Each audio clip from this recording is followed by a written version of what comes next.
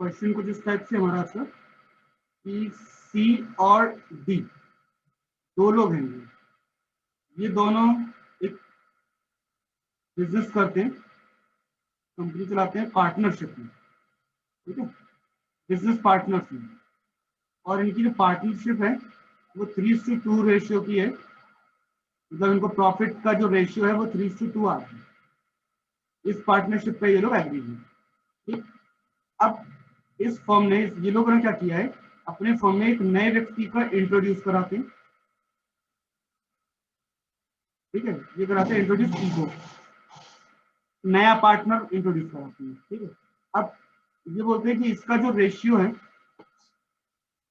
इस तरीके से पार्टनरशिप ले रहे हैं कि ई का जो हिस्सेदारी है वो 1/4 है ऑफ प्रॉफिट, ठीक है, 1/4 किसी को प्रॉफिट मिलती है। अब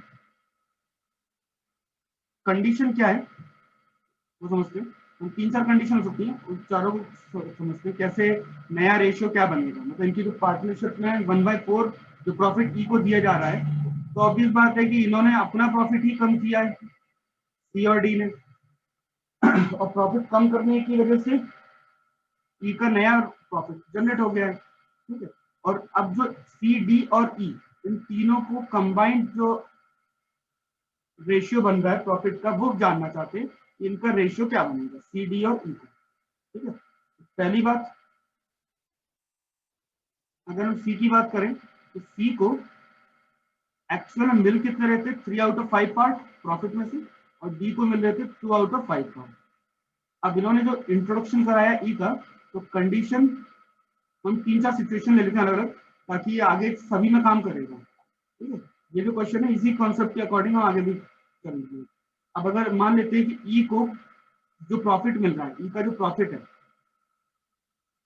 ठीक है, वो पूरा पूरा कंप्लीट पार्ट, जो पूरा इसका शेयर है 1/4, वो सी ने नहीं दिया, ठीक है। तो होल शेयर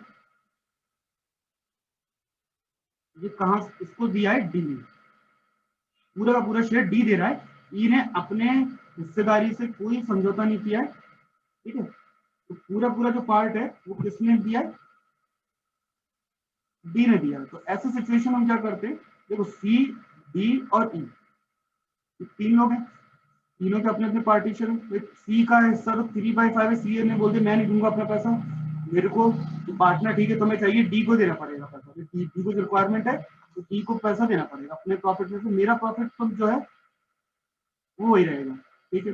अब डी का प्रॉफिट एक्चुअल में कितना था, 2/5, तो पूरा पैसा ई को देना पड़ा, किसको, ई के लिए, तो माइनस करना पड़ा अपना, जितना पार्ट ई का है वो पूरा का पूरा डी के पास से गया है, इसका मतलब डी को अपने में से उतना हिस्सा देना, घटाना पड़ेगा, माइनस करना पड़ेगा, तभी वो हिस्सा आपका ई के पास जाएगा। तो इस हिसाब से 3/5 और सी का हिस्सा वही रहेगा, ई का हिस्सा ई को जोड़ दिया 1/4 पार्ट के साथ में, और डी जो है, डी का जो पार्ट आता है एलसीएम लेने पे 20 और 8 - 5 3, तो 3/20 पार्ट्स आते हैं डी के पास और 1/4 पार्ट आते हैं ई के पास। अब इनका हम कंबाइंड रेशियो निकालना, रेशियो कैसे निकालते हैं, आपको याद होगा कि 5, 20 और 4 तीनों का एलसीएम, तो एलसीएम 5, 20 और 4, तीनों का जो एलसीएम है वो 20 आएगा। एक काम करते हैं, इसमें 20 का मल्टीप्लाई कर देते पूरे में, 20 का मल्टीप्लाई करेंगे तो ये आपका आ जाएगा 4 टाइम्स इंटू 4 12, 20 कैंसिल 3 टाइम्स और 5 टाइम्स, ये आ जाएगा हमारा फाइनल रेशियो, इसको सी डी और ई को कुल टोटल रेशियो ही आ जाएगी 12, 30, 5। अभी रेशियो निकालना सीखो पहले, 12, 3 और 5, 12, 3 एंड 5। तो इस टाइप से आपका पहली सिचुएशन की ई की एंट्री हुई, लेकिन पूरा पैसा जो है वो डी ने दिया है। अच्छा, सेकेंड सिचुएशन, एक सिचुएशन भी हो सकती है, चलो ठीक है, दोनों ने अपनी मर्जी से इसको इंट्रोड्यूस कराया है ई को, और दोनों ही अपने अपने हिस्से में तो बराबर बराबर बांट रहे हैं, मतलब 1/4 से चाहिए तो बराबर बराबर, मतलब सी भी उतनी पैसा दे रहा है, उतनी पैसा डी दे रहा है, और ताकि ई का 1/4 पार्ट हो जाए, यानी कि सी का पार्ट था तो 3/5, डी का पार्ट था 2/5, ई का जो पार्ट है वो 1/4 होना चाहिए, लेकिन इक्वल शेयर जो है वो दोनों ने मिलकर के ई को दे दिया है। जो सी का शेयर और डी का शेयर इक्वली उठा करके डी को ई को दे दिया है, तो ई को जो पैसा आ रहा है 1/4, उसका आधा हिस्सा सी ने दिया और आधा हिस्सा डी ने दिया। तो 1/4 का आधा हिस्सा कितना होता है 1/8, यानी कि सी ने 1/8 दिया है और डी ने भी 1/8 पार्ट दे दिया है, ताकि ये दोनों मिलकर के 1/4 हो जाएगा। ताकि इस हिसाब से सी और डी ने बराबर बराबर हिस्सा उठा करके ई को दिया है, ऐसे ई को इंट्रोड्यूस कराया है। तो सेकंड सिचुएशन में भी सकती है, अकेला डी को दे पैसा, सी और डी दोनों बराबर दे, या अकेला सी देता तो सी में से माइनस कर दे 1/4, लेकिन यहाँ पे दोनों ने बराबर बराबर हिस्सेदारी करी, तो बराबर मतलब आधा आधा, तो आधे को अपन क्या बोलते हैं 1/2, किसका आधा 1/4 का, 1/4 का आधा जो होगा वो होगा 1/8। ठीक है, अब इसको सॉल्व कर लेते हैं, एलसीएम ले लेते हैं, एलसीएम 40 आएगा, 40 एलसीएम ये कितना जाएगा अपना 12 24 माइनस 5 19, ये भी एलसीएम 40 जाएगा, 16 माइनस 5 11, और तीसरा भी आप जाएगा आपका 1/4। और रेशियो लिखने का ये मतलब तो नहीं, तो उसको और सिंप्लीफाइड फॉर्म में लिखने के लिए डिनोमिनेटर का एलसीएम लेते हैं। तो एलसीएम 40 40 और 4 का एलसीएम कितना आएगा 40। तो एक काम करते हैं, इसको 40 से मल्टीप्लाई कर लेते हैं पूरे को, डिनोमिनेटर में से नंबर आपके रिमूव हो जाएंगे। फाइनली आपके पास जो सी के पास 19 पार्ट बचेंगे, इसके पास 11 पार्ट्स आएंगे और इसके पास 10 पार्ट्स आएंगे इनके पास। इस हिसाब से नया रेशियो जो जनरेट होगा तीनों के बंटवारे के बीच में ये होगा, तीनों जो पैसे में इस तरीके से पार्टनर पार्टनर बने 19 11 और 10 के रेशियो। दो तरीके, पहला तरीका क्या था हमारा, क्योंकि पूरा पैसा एक व्यक्ति दे रहा है, या तो सी दे रहा है या डी दे रहा है, तो डी मान लिया था। दूसरा कि दोनों इक्वल इक्वल दे रहे हैं। ठीक है, अब तीसरा कंडीशन, थर्ड कंडीशन, अब इक्वल शेयर की बात नहीं हो रही है, इक्वल शेयर तो हो गया, सी और डी दोनों ने मिलकर के ई को इंट्रोड्यूस तो कर लिया, लेकिन उसके पैसे का हिसाब किताब किस टाइप से उसको हम रखेंगे ये डिसाइड कर रहे हैं कि पार्टनरशिप में है ठीक है, लेकिन कुछ 1/4 हिस्सा से देना ही है, तो कंफर्म है इसको तो 1/4 ही हिस्सा आएगा। तो सी डी दोनों मिलके इसको रख तो रहे 1/4 पे। ठीक है, अब कंडीशन ये है कि ये डिसाइड किया गया कि सी और डी से ये पैसा ले, दोनों से लेगा, दोनों से प्रॉफिट शेयर करेगा, बट इन द रेशियो 4:5, मतलब किसी एक और रेशियो में सी और डी से जो पैसा लिया जा रहा है, मतलब इसका जो पार्ट जो उसको प्रॉफिट आ रहा है 1/4, वो सी और डी से ही ले रहा है वो, क्योंकि सी और डी से 4:5 के रेशियो में ले रहा है। ठीक है, 4:5 के रेशियो में, यानी कि सी की तरफ से 4 आउट ऑफ 9 पार्ट दिए जा रहे हैं और डी की तरफ से 5 आउट ऑफ 9 पार्ट दिए जा रहे हैं, जो उसके पास पहले से मौजूद है उसी में से देंगे। तो अभी जो थर्ड सिचुएशन है, तो C and D share its profit in the ratio 4:5 to E।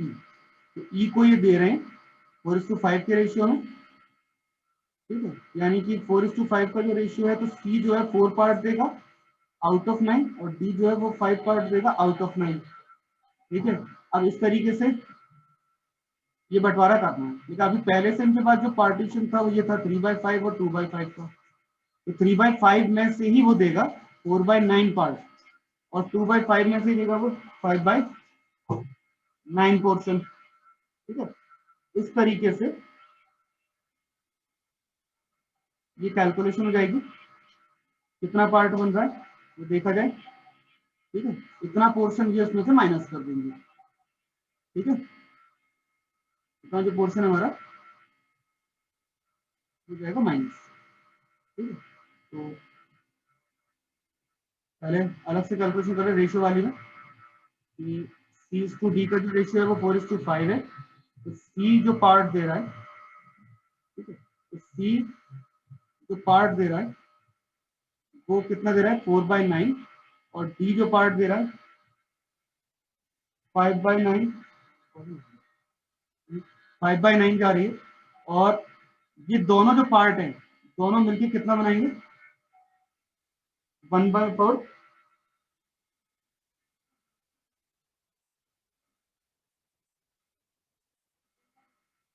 1/4,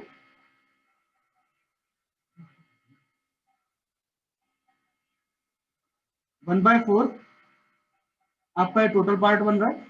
ठीक है, तो 1/4 जो उसका जो रेशियो मिल रहा है उसमें 4/9 पार्ट ये दे रहा है और 5/9 पार्ट इसमें देना है। ठीक है, इस हिसाब से सी ने जो हिस्सा दिया है वो 1/4 का 4/9 पार्ट और डी ने जो हिस्सा दिया है वो 1/4 का 5/9 पार्ट देना है। तो इस हिसाब से आपको 1/9 पार्ट देना सी को और 5/36 पार्ट देना डी ने। सी, डी और ई, अब इन तीनों की देखने का रेशियो क्या बन रहा है, डी को तो पार्ट 1/4 ही मिलना है। अब सी ने जो पार्ट उसके पास था 3/5 उसमें से वो दे रहा है 1/9 हिस्सा केवल, और डी के पास जो हिस्सा था वो था 2/5 उसमें से वो दे देगा 5/36 पार्ट। ऐसा करके टोटल करने पर आ जाएगा 1/4, तो उसके बाद चल जाएगा। अब इसको भी फिर वैसे माइनस कर लीजिए, एलसीएम ले लीजिए, तो 45 और 22, 47, 180 और जो 1/4 रहेगा, तो डिनोमिनेटर का एलसीएम 45, 180 और 4 तीनों का एलसीएम आएगा 180। 180 से मल्टीप्लाई कर दो, 180 से मल्टीप्लाई करोगे तो 88 आ जाएगा, 47 रहेगा और 180 से मल्टीप्लाई करने पे जाएगा 45। इस टाइप से ये आपका रेशियो बन जाएगा। तो ये न्यू रेशियो आपका जनरेट होगा जब किसी पर्टिकुलर रेशियो में आपको डिवाइड करने को कहा जाए, कितने पैसे देने 1/4, तो 1/4 में से दो हिस्से बनेंगे, 4/9 और दूसरा 5/9। तो 4/9 और 5/9 दोनों जो पार्ट आएंगे एक सी ने देना है और एक डी ने देना है। तो सी अपने हिस्से में से माइनस करेगा, डी अपने हिस्से में से माइनस करेगा और ई को तो टोटल 1/4 ही मिल रहा है। इस टाइप से आपको थर्ड पोर्शन ये मिल जाता है। एक सिचुएशन और देख लेते हैं इसमें।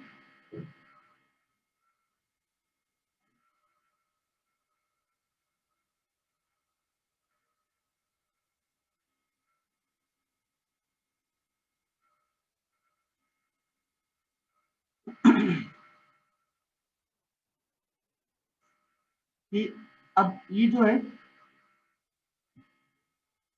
प्रॉफिट ले रहा है मगर उसी रेशियो में ले रहा है जिस रेशियो में उनका प्रॉफिट है, मतलब सी और डी का।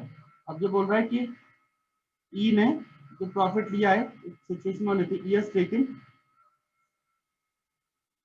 Share of profit from C and D. C और डी से तो प्रॉफिट लिया है लेकिन किस तरीके से लिया है, in their profit sharing ratio, कि भाई तुम दोनों का जो एग्रीमेंट है मैं भी उसी उतनी हिस्से लूंगा। भैया सी और डी की भी हिस्सेदारी चली 3:2 की, तो उसने भी बोला कि नहीं मैं भी, मेरी भी हिस्सेदारी इतनी की होगी, 3:2 रेशियो में ही होनी चाहिए। ठीक है, तो अब इसको कैसे करते हैं समझो, यानी कि सी और डी और ई, ई का हिस्सा तो 1/4 ही रहना है लेकिन बोला कि जो रेशियो आएगा प्रॉफिट शेयरिंग रेशियो वो मेरा 3:2 ही होना चाहिए। ठीक है, तो 3:2 मतलब आउट ऑफ 5,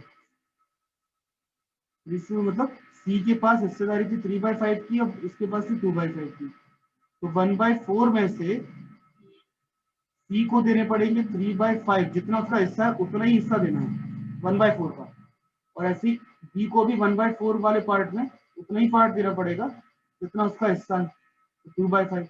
तो पिछला सवाल था रेशियो आपका 4:5 था, वो रेशियो आपका 3:2 कर दोगे तो सेम बन जाएगा। इन्होंने नंबर नहीं दिया बस ना बोला कि जो रेशियो है वही सेम में, उसी रेशियो में कन्वर्ट करेंगे तो सेम वही टाइप रहेगा और माइनस करना पड़ेगा 3/20 सी को और इसको माइनस करना पड़ेगा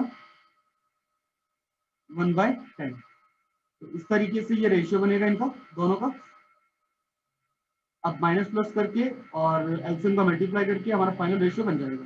तो ये एलसीएम आ जाएगा 20 और ये जाएगा 9, एलसीएम 10, 3, 1/4। एलसीएम इसमें आएगा 20, एलसीएम का मल्टीप्लाई कर देते हैं 20 का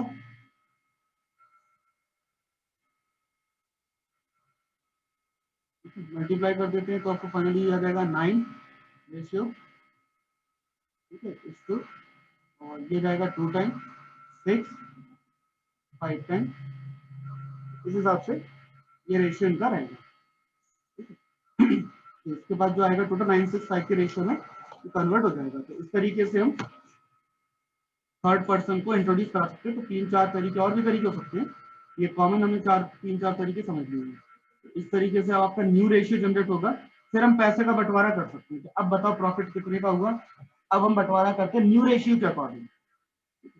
एक क्वेश्चन और देखते हैं, समझते हैं।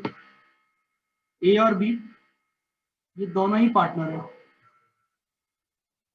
ए और बी आपके दोनों ही पार्टनर्स हैं, और इनका जो रेशियो है वो 3:2 है, मतलब कि 3 इससे ए को चाहिए, 2 इससे बी को चाहिए। इस टाइप से ये दोनों की पार्टनरशिप चल रही है। अब ये बोल रहे हैं कि हम एक तीसरे व्यक्ति को इंट्रोड्यूस कराते हैं, ठीक है, और तीसरे व्यक्ति को इंट्रोड्यूस ऐसे कराते हैं कि जो रेशियो हमारा वो 4:3:2 हो जाए, मतलब कंप्लीट, ए का हिस्सा 4 हो जाए, बी का हिस्सा 3 हो जाए, सी का हिस्सा 2 हो जाए, ठीक है। अब आपको ये बताना है कि सैक्रिफाइसिंग रेशियो क्या है, किस रेशियो में उन्होंने सेक्रीफाइस किया था, तो सैक्रिफाइसिंग रेशियो बताना, ठीक है। सैक्रिफाइस किसने किया है भाई, आपसे पूछ, अब ये पूछ रहे हैं कि सैक्रिफाइसिंग रेशियो, तो ऑब्वियस बात है कि सी ने तो कोई सैक्रिफाइस किया नहीं है, सी तो नया आया है, उसको तो प्रॉफिट ही मिला है ना। सी के आने से ए और बी की जो इनकम है वो कम हुई है, तो ए और बी को सैक्रिफाइस करना पड़ा है।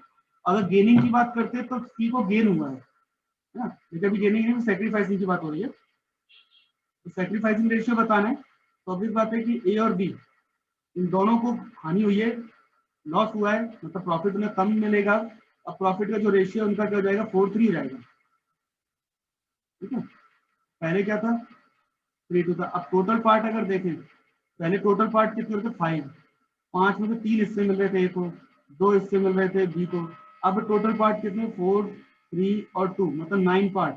9 में से 4 पार्ट मिलेंगे ए को, 3 पार्ट मिलेंगे बी को, 2 पार्ट मिलेंगे सी को। तो अभी हिस्सेदारी बहुत कम की हो गई है, तो इनको कितने का इन्हें लॉस, मतलब कम हुआ है, ये देखना है बस। तो पहले ये देखते हैं कि ए से कितना पार्ट गया, फिर देखते हैं बी से कितना पार्ट चला गया। तो अब इस बात दिख रही है, पहले ए के पास कितने रुपए, मतलब कितने आते थे, 3/5 होने चाहिए थे। ए का जो सेक्रीफाइस है वो देख लीजिए, ए के पास थे कितने, 3/5, ठीक है। अब बी को इसने अब कितने बचे इसके पास, 4/9। तो ऑब्वियस बात है कि ये जो वैल्यू कम हो गई है, इनका जो डिफरेंस है जो कम हो रहा है, ये वैल्यू आपकी सेक्रीफाइसिंग ही हो जाएगी। इसको सेक्रीफाइस कितना आ रहा है देख लेते, 45 और 9×3 = 27 -20, 7/45 रेशियो इसमें सेक्रीफाइस करना पड़ा। ऐसे बी को भी कुछ सेक्रीफाइस करना पड़ा है, तो बी के पास होने चाहिए था 2/5, अब मिल रहे हैं उसे 3/9। तो इनका जो डिफरेंस आएगा वो वैल्यू उसको कम हो गई है इसकी, 45 और 18 -15, फाइनली आ गया 3/45।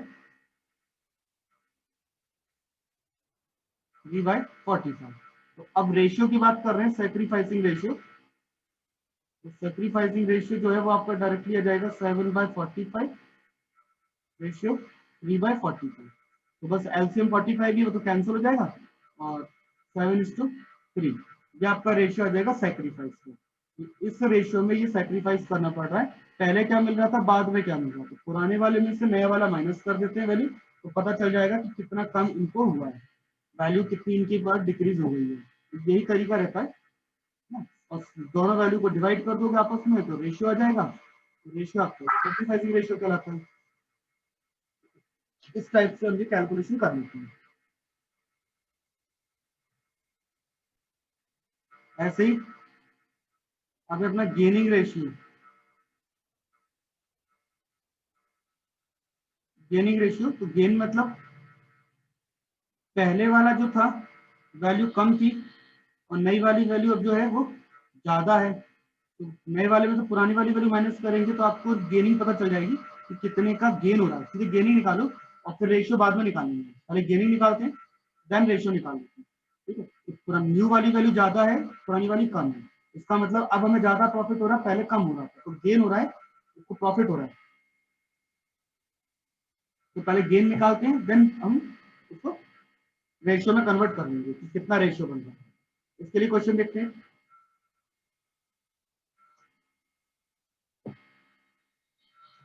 ए बी और सी, सवाल इसके सिचुएशन समझते हैं। ए बी और सी ये तीन लोग हैं, तीनों की पार्टनरशिप है अपनी 5-3-2 में।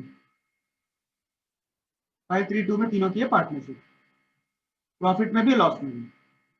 ठीक है, अब ये बोल रहे हैं कि अब ए बोल रहा है कि मैं रिटायर हो रहा हूँ, मैं रिटायरमेंट लेता हूँ। अब ये रिटायरमेंट ले जाएगा तो ऑब्वियस बात है कि वो अपना पैसा ले जाएगा, रिटायरमेंट हो जाएगा खत्म, है ना। रिटायरमेंट अब केवल पैसा किसमें बटेगा भाई, ए का जो अब रेशियो बढ़ता था 5 हिस्से जो ए के पास जाते थे, अब वो ए के पास नहीं जाएंगे, क्योंकि अब ए के पास प्रॉफिट नहीं जाएगा ना बिल्कुल ही, क्योंकि वो उनका पार्टनर ही नहीं बचा, रिटायरमेंट का मतलब पार्टनर बचा ही नहीं, वो चला गया।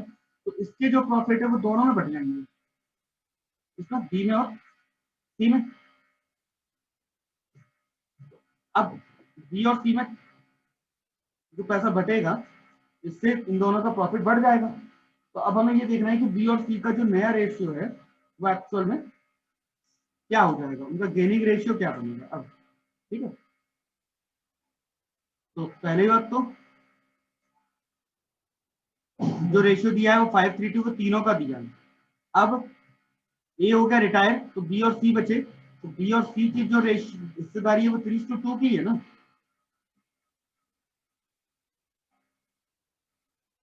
अब बी का गेनिंग देखें कितनी हो रही है, और सी की गेनिंग देख लेते हैं। ठीक है, और फिर बी और सी का दोनों का रेशियो देख लेते हैं। मैंने कहा पहले गेनिंग देखेंगे फिर रेशियो देख लेंगे। ठीक है, तो पहले गेनिंग देख लेते हैं, देन हम रेशियो कैलकुलेट कर लेंगे। ठीक है, तो अगर हम देखें कि पहले बी के पास अब जो हिस्सा मिल रहा है ये रिटायरमेंट के बाद का है, ये आफ्टर रिटायरमेंट वाला हो गया। ये रिटायर कर गया तब आपके पास ये मिल रहा है, और ये जो है बिफोर रिटायरमेंट है। तो बिफोर रिटायरमेंट की अगर बात करें तो बी और सी की बात करें ना, तो बी को मिल रहे थे 3/10 पार्ट और सी को मिल रहे थे 2/10 पार्ट। आफ्टर रिटायरमेंट अब बी को मिल रहे हैं 3/5, ये बी के लिए हो गया, और सी को मिलेंगे 2/5। ये टोटल तो 5 ही है ना, यहाँ पे टोटल पूरे को मैं बट रहा था 10 हिस्से हो रहे थे, तब 10 में तो 3 हिस्से मिल रहे थे, अब 3 हिस्से मिलेंगे। तो ये देखिए कि अब बी को कितना गेन हुआ है, तो बी को अब मिल रहे हैं 3/5, मतलब जो ज्यादा है, पहले थे 3/10।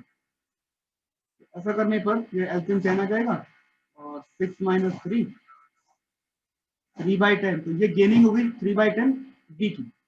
अच्छा, सी की गेनिंग देखें तो सी को अब मिल रहे हैं 2/5, पहले मिलते थे 2/10, 10 4 - 4, तो ये हो गया गेनिंग, और गेनिंग रेशियो 3/10 रेशियो 2/10, और एलसीएम 10 से मल्टीप्लाई कर देंगे तो आपके पास वैल्यू हो जाएगी 3/2। तो उनको गेन भी 3:2 के रेशियो में होगा, गेनिंग भी 3:2 के रेशियो में हुई है। टोटल 5 हिस्से बढ़े ना, तो गेनिंग 3:2 रेशियो में हुई है, और इनका पहले जो नया वाला जो प्रॉफिट रेशियो वो भी यही है 3:2। तो गेनिंग का क्या समझ में आ गया थोड़ा बहुत। एक आध क्वेश्चन और देखते हैं गेनिंग का, समझते हैं कि ए बी और सी तीन लोग हैं, ये अपने आपस में प्रॉफिट बांटते हैं 1/4, 1/6, 7/12। मतलब रेशियो नहीं दिया, मतलब प्रॉफिट का फ्रैक्शन दे दिया कि इस रेशियो में, इस फ्रैक्शन में ये प्रॉफिट अपना बांटते हैं। अब ये बोल रहे हैं तो इस तरीके से तो हमें रेशियो समझ में आता नहीं, उसको थोड़ा प्रॉपरली लिख लेंगे हम कि क्या रेशियो बन रहा है एक्चुअल में। तो जिस रेशियो में बांटते हैं उसको थोड़ा तरीके लिखना पड़ेगा। ठीक है, अब कंडीशन ये बोल रही है कि सी ले रहा है रिटायरमेंट, सी ले रहा है रिटायरमेंट। अब सी के रिटायरमेंट के बाद ऑब्वियस बात है ए और बी का प्रॉफिट बढ़ जाएगा, तो ए और बी का हमें ये देखना है कि प्रॉफिट रेशियो क्या हो जाएगा। केवल प्रॉफिट रेशियो पूछा है, गेनिंग रेशियो नहीं पूछ रहे, ओनली पूछा प्रॉफिट रेशियो। तो प्रॉफिट रेशियो जो होगा ना वो सी की वैल्यू हटाने पर मिल जाएगा। तो पहले तो आपको तीनों का कंबाइंड रेशियो क्या बन रहा है वो देख लो। 1/4, 1/6, 7/12, ऐसे नहीं लिखते हैं, एलसीएम लेना पड़ेगा डिनोमिनेटर का, और जो एलसीएम आएगा इनका होगा 12। ये तीनों ही 12 की टेबल में आते हैं, तीनों की टेबल में 12 आता है, ठीक है। तो 3 एलसीएम आ जाएगा 12, और कैंसिल आउट होकर हो जाएगा 3, 2, 7। ये हो गई हिस्सेदारी। अब ये बोला कि ए और बी का प्रॉफिट रेशियो बताओ, तो इसमें से सी को हटा दो, ए और बी का प्रॉफिट रेशियो 3:2 हो जाएगा, बस इतना समझो। गेनिंग नहीं पूछेंगे, तो डायरेक्ट ही आंसर है जैसे 3:2 रेशियो होगा।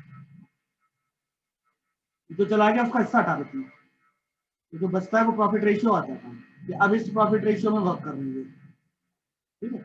लेकिन गेनिंग की बात करेंगे तो वैल्यू बदल जाएगी, क्योंकि अब इनको गेन हो रहा है 3/5 और 2/5। पहले जो था वो था 3/12 इन 2/12, पहले ये वैल्यू मिल रही थी,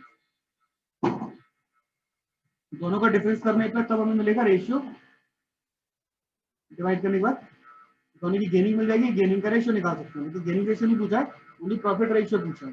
प्रॉफिट रेशियो तो आपको डायरेक्टली बस जिसको रिटायरमेंट करना है उसको हटा दो, बाकी जो बचा वही प्रॉफिट रेशियो। एक और देख लेते क्वेश्चन सवाल।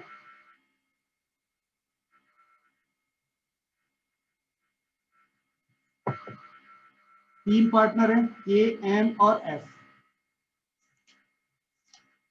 ठीक है। तो तीन पार्टनर हैं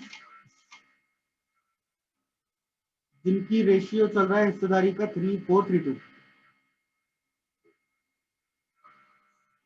अब के ले रहा है रिटायरमेंट, ठीक है, और ये रिटायरमेंट ले रहा है। रिटायरमेंट के बाद अब एम और एस बोल रहे हैं कि अब हमारा जो प्रॉफिट शेयरिंग रेशियो है वो 5:3 हो जाए। अब जो न्यू रेशियो है वो क्या हो रहा है, 5:3, एम और एस का। अब ये पूछ रहे हैं बताइए इनका गेनिंग रेशियो क्या होगा। इसका गेनिंग रेशियो एम और एस के निकालना पड़ेगा। तो गेनिंग रेशियो निकालने के लिए सबसे पहले हम निकालते हैं कि इनका गेन कितना हो रहा है, ठीक है। पहले एम की गेनिंग देखनी पड़ेगी कि एम को कितना गेन हो रहा है, एम का गेनिंग देखना पड़ेगा, और फिर एस का गेनिंग देखना पड़ेगा। तो एम को पहले जो हिस्सेदारी मिल रही थी पुराने वाली और ये नए वाली, तो नए वाले में से पुराने वाली माइनस कर देंगे। तो एम के पहले हिस्से में आ रहे थे 3 पार्ट आउट ऑफ 4, 3 और 2, 9 पार्ट में से। तो और अब जो पार्ट मिल रहे हैं उसको 5/8। अभी वाला जो है वो ज्यादा है, पहले वाला कम होगा, ऑब्वियस बात है। दोनों को माइनस करके एम का गेनिंग निकल आएगी, ऐसी एस का गेनिंग कैलकुलेट कर देते 3/8, 2/9, ठीक है। और ये दोनों वैल्यू कैलकुलेट हो जाएगी, कितना आ रहा है एलसीएम 72, 45 - 24, ये 21 डिवाइडेड बाय 72, यहाँ भी एलसीएम 72 ही आएगा, 27 - 16 और 11/72। और गेनिंग रेशियो पूछा है, अब रेशियो निकाल सकते हैं, पहले गेन निकाल लिया, रेशियो निकाल लेते हैं। 21/72 11/72, एलसीएम का मल्टीप्लाई कर दें, 72 कैंसिल हो जाएगा, बचेगा 21:11, और यही आपके पास फाइनल गेनिंग रेशियो। तो अब आपको शायद समझ में आ जाएगा कि रेशियो कैसे कैलकुलेट करना है गेनिंग। अभी भी नहीं तो एक दो क्वेश्चन और देख लेते हैं। एक्स वाई जेड तीन पार्टनर है, ठीक है। इनका जो रेशियो चल रहा है वो 3:1 का है। एक्स अब क्या करता है,